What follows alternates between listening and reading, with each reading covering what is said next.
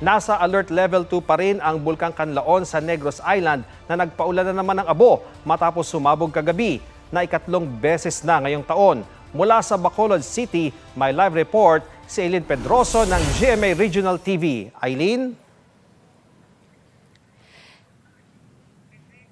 Iyan, mahigit 50 na barangay na sa Negros Occidental ang apektado ng ashfall matapos ang pagputok ng Bulkang Canlaon kagabi.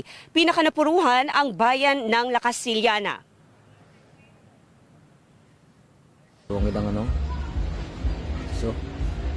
Muling nasilayan ng mga taga Negros Island ang delikadong pag-alboroto pasado alas 6 kagabi. Ikinagulat iyan ng ilang taga-barangay biak na bato sa La Casillana na nasa labas ng kanilang bahay. Nasunog pa ang mga damo sa paligid ng bulkan. Umulan na naman ng abo, gaya sa mga barangay ng Mansalanao at Cabagnaan sa La Casillana.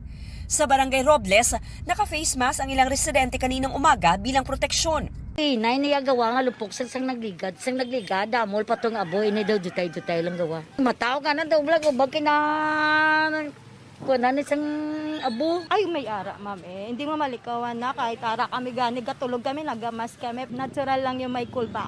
Moderately explosive eruption ang pagsabog ng Canlaon kagabi na tumagal ng 1 minuto ayon sa PHIVOLCS. Umabot sa 5 kilometro ang taas ng nilikha nitong eruption column. Ang abo at usok nito, hinangin patimog silangan at hilagang silangan.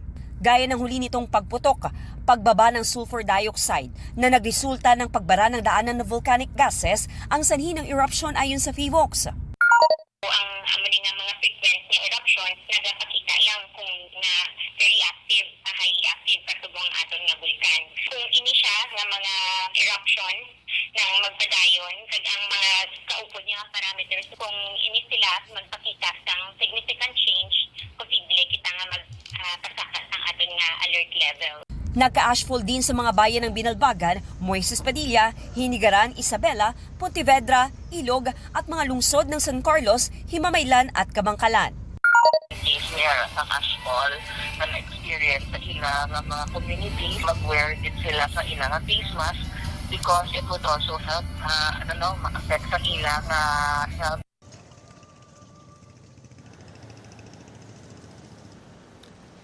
Bukas iyan magiging suspendido pa rin ang face-to-face classes sa bayan ng La Casillana. At ipagpapatuloy rin bukas ang paglilinis sa mga kalsada na apektado ng ashfall. Habang ang Moises Padilla LGU inanunsyo na may klase na ulit bukas, March 17. Yan muna ang latest mula dito. Balik sa inyo dyan, Ian. Maraming salamat Eileen Pedroso ng GMA Regional TV.